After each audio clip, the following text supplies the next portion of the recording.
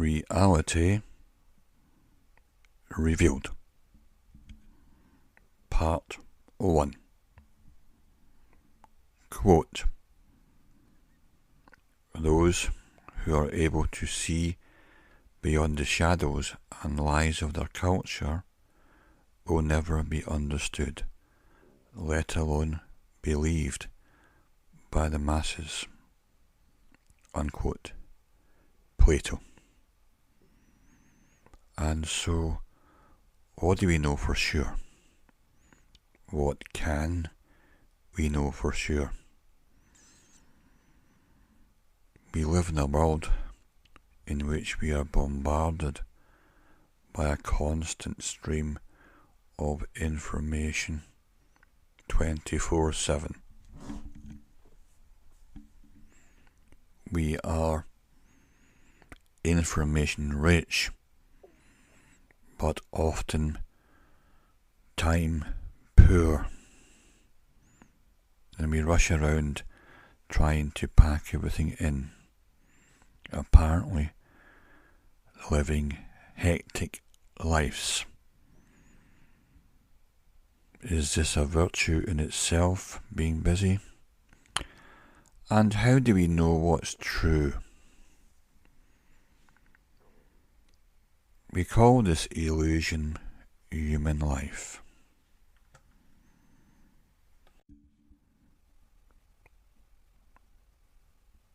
But what can we know for certain in such circumstances? Not a lot. We can look for patterns, and as more of these patterns emerge, we can maybe piece together the big jigsaw puzzle. But who or what creates the illusion? British wartime Prime Minister Winston Churchill described Russia as a riddle wrapped in a mystery inside an enigma. He could easily have been talking about reality.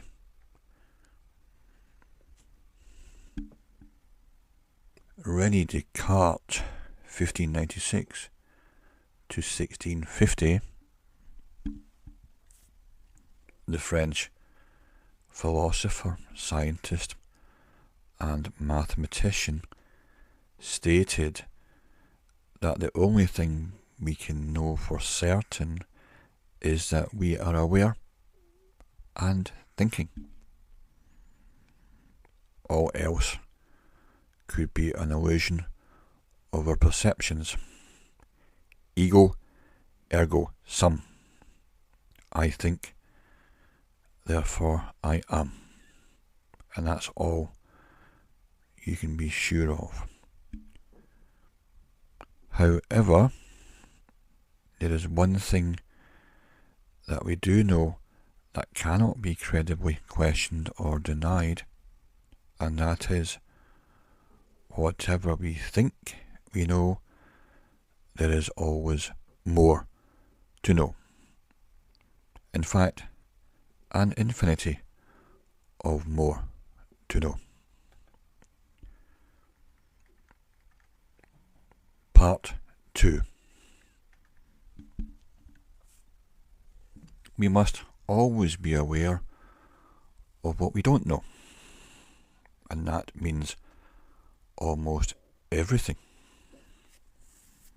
The ancient Greek philosopher Socrates stated that to know is to know what you don't know, and that is the true meaning of knowledge. Therefore, the only true wisdom is knowing that you know nothing. And in knowing that you know nothing, that makes you the smartest person around. the humility of knowing that you don't know very much should encourage you to seek out what you don't know. There can never be a point where you can safely say, I've got it. This is the biggest illusion of all, and one that entraps most of us.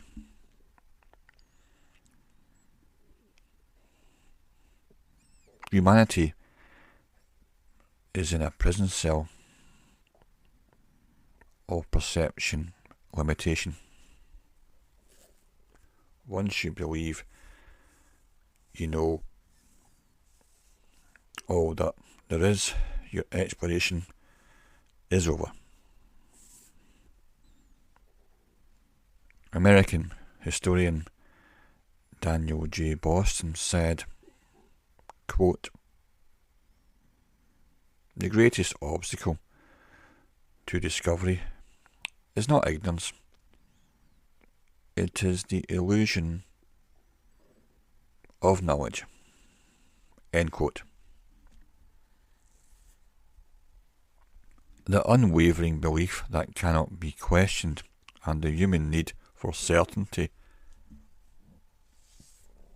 amid total confusion are keystones of religion, including the doctrine that we call science. Religion and science both seek certainty in an infinite reality of infinite possibility, infinite potential, and infinite uncertainty. How can certainty even be possible if our limited perception dictates our behaviour and the human experience? The only certainty must be uncertainty, and we must make a choice in its deepest sense. Uncertainty is what brings us new experiences, and with new knowledge, increased awareness, and the potential to gain wisdom. We must make peace with it. It is curiosity that drives us to embrace uncertainty, to seek out the cutting edge. If you lose your sense of wonder, you will lose your sense of purpose.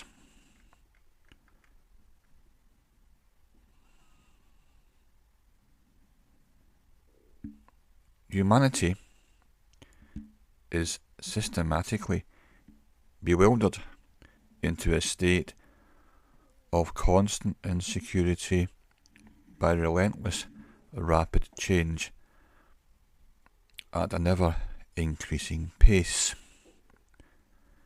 And this triggers a need for certainty,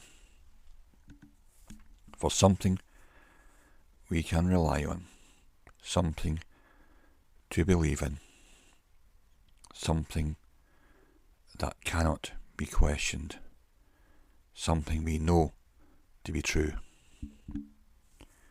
And this is where religion comes in. Belief in religion provides the certainty that at least I know this. Around 7 billion people, that is 7 times 1,000 times a million, 7,000 million. Around 7 billion people believe in one of the main religions: Christianity, Muslim, Hindu, and only just over 1 billion, it's about an eighth of the world's population, are secular.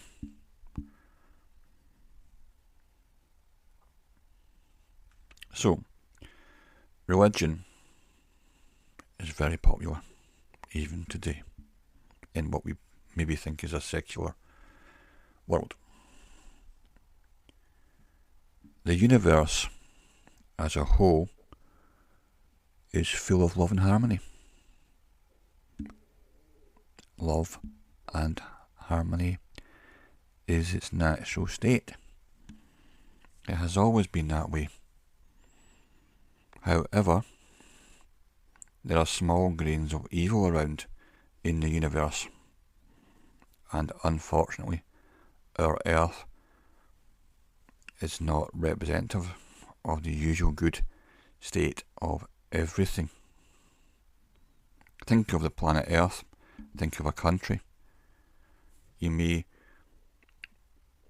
be aware of all sorts of good things, but think of a city and part of that city which is a no-go area. Or think of a country which is in a terrible condition, horrible place to live, but then another country quite peaceful and free. So there's going to be variations, and there's going to be pockets of horrible things, and that's the way the universe is.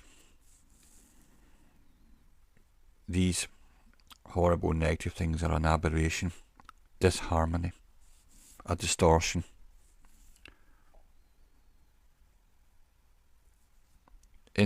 On Earth, there's lots of evil, but it's not actually in the people. The general people, everyday people. But it's deeply present in those who rule us, unfortunately. Quite rare in normal, everyday people. This evil force encourages us to fight among ourselves. It encourages division. And in recent times, more and more reasons for being different from someone are steadily being created in order to give us a reason to fight with each other and drain our energy. The evil force feeds off of life itself.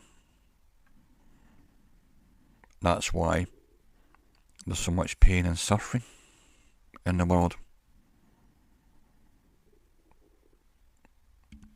Humans are heart-based. The natural state of being is to be kind and joyous. The evil force, however, is heartless, no heart, heartless, and also soulless. This force needs humans, but can never be human. Humans have intentionality and creativity. We have divinity, divine sparks. The evil force has none of this. It can only copy things using technology and create a poor version of everything. We can see that in modern architecture and modern art or writing, anything, music. It seems to be lots of poor copies of the original. We're surrounded by bad photocopies. Therefore, we are conditioned from birth to abandon our hearts, the truth, and pursue the mind and brain version of the program. That is, we pursue money, status, materialism, gratification, false knowledge, and fame, etc. But when someone refers to themselves in conversation, they will usually point at their chest, where their heart is, and that's the truth. Our main chakra point is our heart.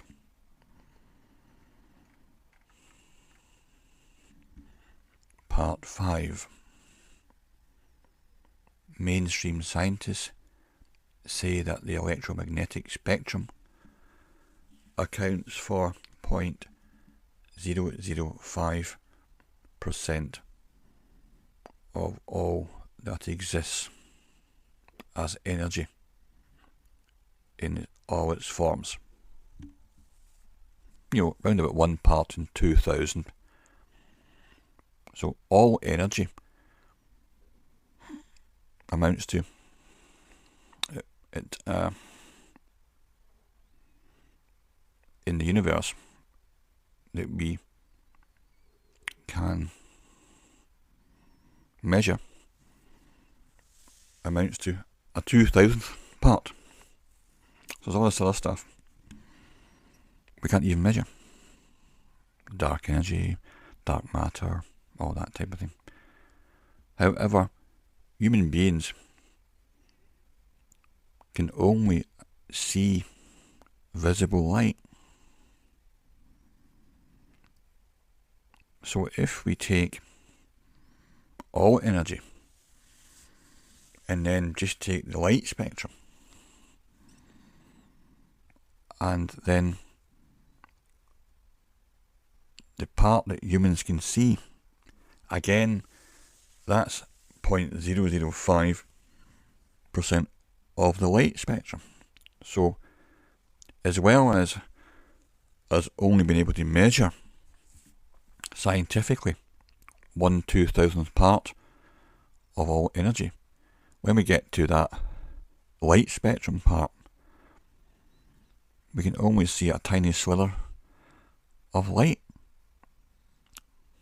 So that's a 2,000th part again. So all we can actually see is a tiny fraction of something which is already a tiny fraction.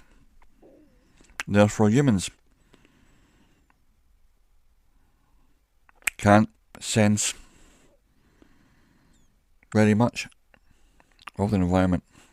An infinitesimally small amount. So small, it's pretty close to nothing, in fact. And then we base all our assumptions and understandings on almost no information. Our reality appears to be solid, but it is holographic in nature.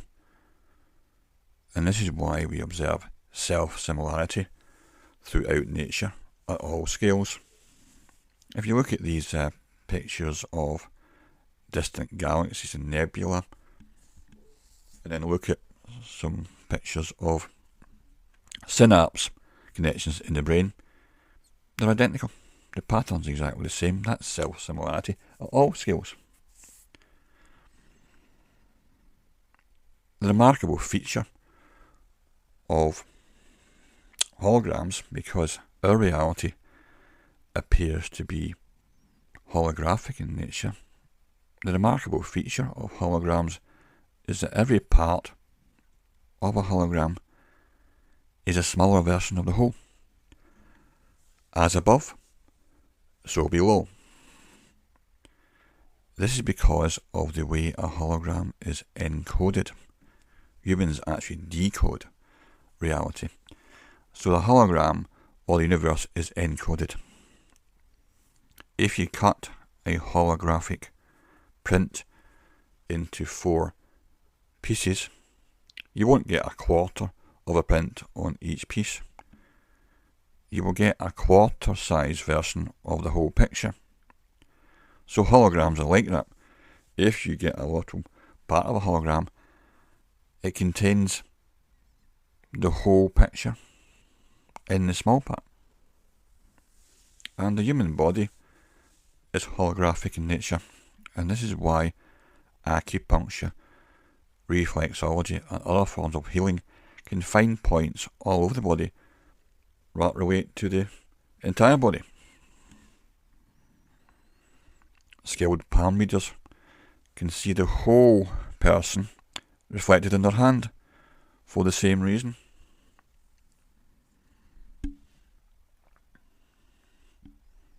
Part 6.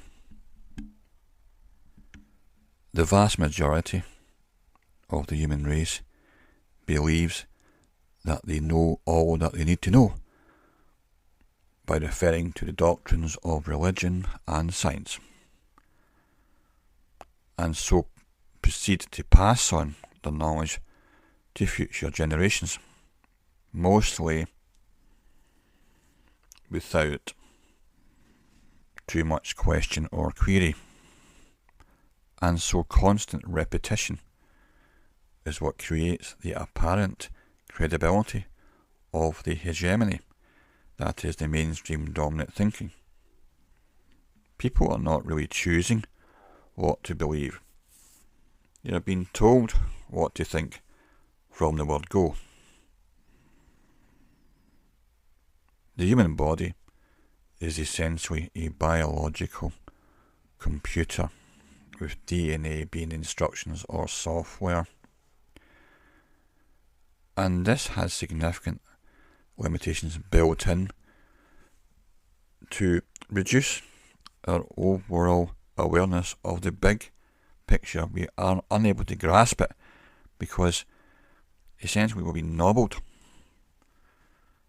Our body decodes our reality into the human experience as a physical world in a similar way to a computer device decoding Wi-Fi, which is just waveform information, but then it turns into something we can relate to on a screen.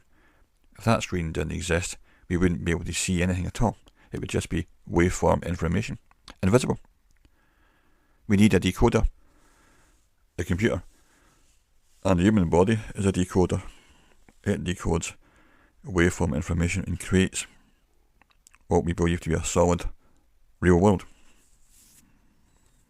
Reality has many dimensions, however, we only perceive one in the normal course of human existence.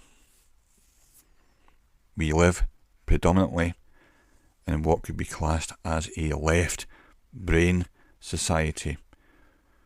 We value measurements, exactness, and counting and arithmetic, mathematics, grammar, and we abandon the more intuitive right hand side of our brain. That's not really encouraged, often stifled. So the education system, which gives us our understanding of the world, is heavily biased towards facts, figures, and incontrovertible data.